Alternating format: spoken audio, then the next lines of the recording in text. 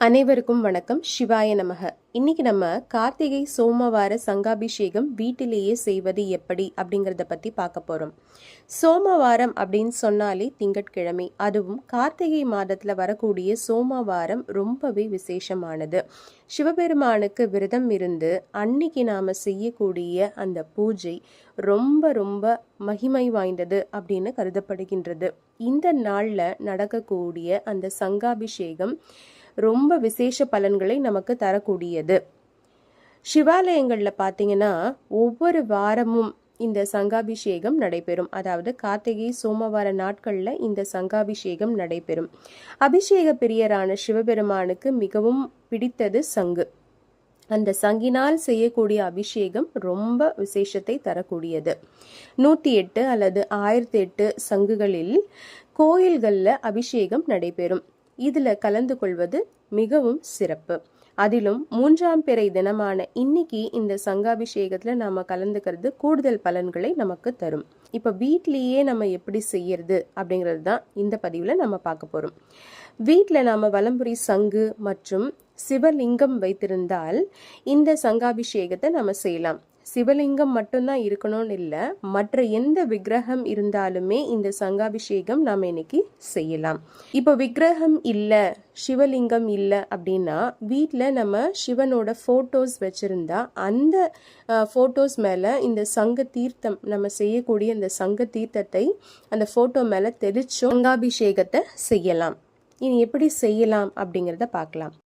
உங்கள் வீட்டில் இருக்கக்கூடிய வலம்புரி சங்கு எடுத்துக்கோங்க. அதில் புண்ணிய தீர்த்தத்தின் நீர் எதனா நீங்கள் வச்சுருந்தீங்கன்னா அதை நிரப்பிக்கோங்க. அப்படி இல்லைன்னா கங்கா ஜலம் நீங்கள் வச்சுருப்பீங்க இல்லையா, நாட்டு மருந்து கடைகள்லாம் இப்போது தாராளமாக கிடைக்குது, அதை வாங்கி வச்சுருப்பீங்க, அதை நிரப்பிக்கோங்க. கூடவே பன்னீரும் கொஞ்சம் சேர்த்துக்கோங்க. இது ரெண்டுமே உங்ககிட்ட இல்லைன்னா நம்ம வீட்டில் யூஸ் பண்ணக்கூடிய சாதாரண தண்ணீர் கூட நீங்கள் நிரப்பி வச்சுக்கலாம். அதில் நீங்கள் ₹1 காயின் போடணும். அதுக்கப்புறமா கொஞ்சம் அதில் புஷ்பத்தை நீங்கள் போட்டு ரெடி பண்ணி வச்சுக்கணும். இப்போ இந்த சங்கு எதில் வைக்கணும் அப்படின்னு பார்த்தீங்கன்னா, ஒரு வாழையில் எடுத்துக்கோங்க. அது மேலே பச்சரிசியை பரத்தி வச்சுக்கோங்க. அது மேலே இந்த நம்ம ரெடி பண்ண இந்த சங்கை நம்ம வச்சுக்கணும். இப்போ நம்ம என்ன பண்ணணும் அப்படின்னா, பாராயணம் செய்ய வேண்டும். இப்போ சிவனுக்கு நீங்கள் இதை செய்கிறீங்க, அபிஷேகம் பண்ண போகிறீங்க அப்படின்னா சிவபுராணம் பாராயணம் பண்ணலாம், திருவாசகம் பாராயணம் பண்ணலாம். அப்படி இல்லை நீங்கள் முருகருக்கு பண்ண போகிறீங்க அப்படின்னா கந்தசஷ்டி கவசம் பாராயணம் பண்ணலாம், வேல்மாறல் பாராயணம் பண்ணலாம். இப்படி எந்த விக்கிரகத்துக்கு நீங்கள் பாராயணம் பண்ண போகிறீங்களோ, அதாவது உங்கள் வீட்டில் என்ன விக்கிரகம் இருக்கோ, எந்த சாமிக்கு நீங்கள் அபிஷேகம் செய்ய போகிறீங்களோ அந்த சுவாமிக்குரிய பாராயணத்தை நீங்கள் செய்ய வேண்டும். இப்போ ஃபோட்டோவாக இருந்ததுன்னா கூட, சிவன் பார்வதி ஃபோட்டோவாக இருந்ததுன்னா கூட பரவாயில்ல, நீங்கள் சிவனுக்குரிய பதிகங்களையும் பாராயணம் செய்யலாம்.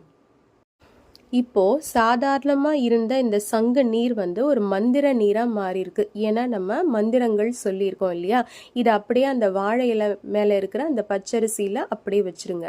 இப்போ நம்ம விக்கிரகங்கள்லாம் என்னென்ன விக்கிரகங்கள் இருக்கோ அதெல்லாம் எடுத்து அபிஷேகத்துக்கு ரெடி பண்ணி வச்சுக்கணும்.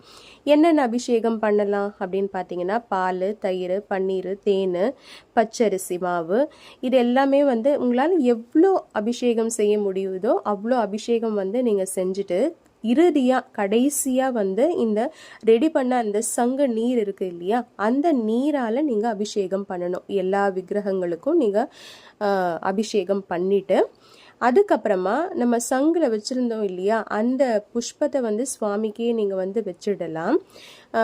அந்த காயின் வச்சுருக்கோம் இல்லையா, அந்த காயின் நம்மளோட கல்லாப்பேட்டியில் நம்ம எடுத்து வச்சுக்கலாம். இப்போ அரிசி வச்சுருக்கோம் இல்லையா, அடியில் அரிசி, அந்த அரிசியை என்ன பண்ணுறது அப்படின்னா, நீங்கள் எதனா ஒரு பிரசாதம் செஞ்சுக்கலாம். சக்கரை பொங்கல் செஞ்சுக்கலாம். அப்படி இல்லைன்னா வீட்டில் நம்ம கோலம் போடுறதுக்கு மாவு எடுத்து வைப்போம் இல்லையா, பச்சரிசி மாவு, அந்த மாதிரி செய்து கூட நீங்கள் கோலம் மாவோட மிக்ஸ் பண்ணி நீங்கள் யூஸ் பண்ணிக்கலாம். அப்படி இல்லை அப்படின்னா காக்கா, குருவி இதுக்கெல்லாம் நீங்கள் அதுக்கு சாப்பாடாக இதை போட்டுடலாம், இந்த பச்சரிசியை போட்டுடலாம். இப்போ வீட்டில் சிலைகளே வச்சில்லாதவங்க என்ன பண்ணலாம் அப்படின்னா, கண்டிப்பாக ஃபோட்டோஸ், நம்ம சாமி ஃபோட்டோஸ் வச்சுருப்போம் இல்லையா, அந்த சாமி ஃபோட்டோஸ் மேலே இந்த புனிதமான இந்த நீரை வந்து தெளிச்சிடலாம். வீடு ஃபுல்லாகவும் தெளிச்சுக்கலாம்.